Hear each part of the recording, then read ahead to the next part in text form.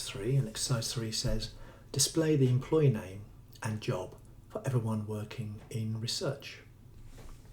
Okay, so back here we've got the emp table and we know we've got the department table, and so here what we're looking for is we want to search on people working in this department.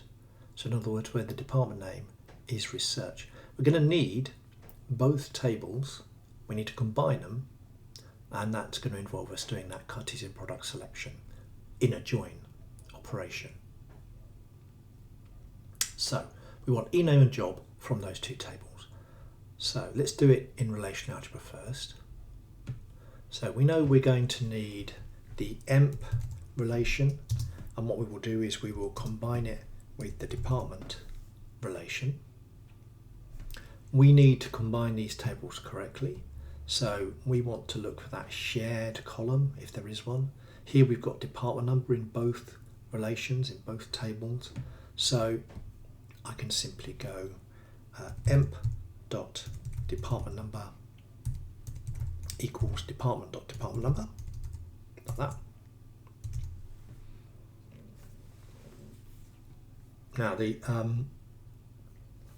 question says for people working in research. Now we know that that is in here and it's the department name.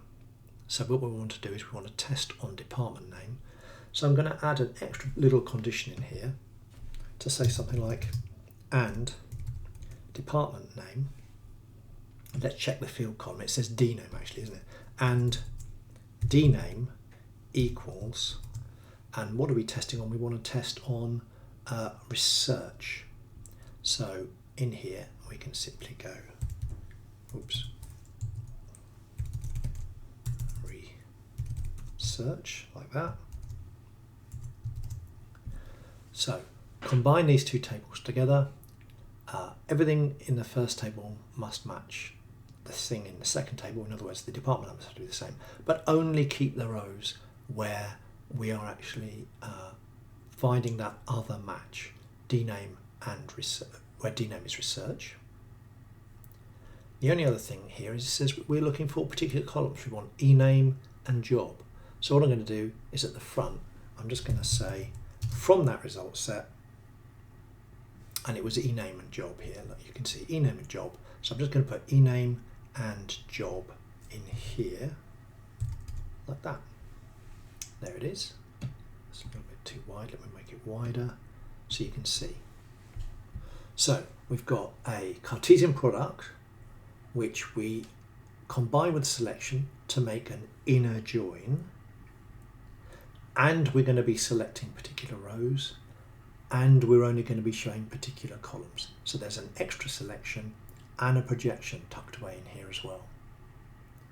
Let's turn that into some SQL. So I'll close these tables down. Here it is. So we're going to use select from where. Select from where. First step is always to think about the table or tables that we need. We know we need the emp table and we need the department table. And the moment that we use more than one table, we know we've got to put a condition in, otherwise we won't turn the Cartesian product into a join and then we'll get incorrect rows. We know it's going to be emp.department number equals department.department number, because we've seen this before.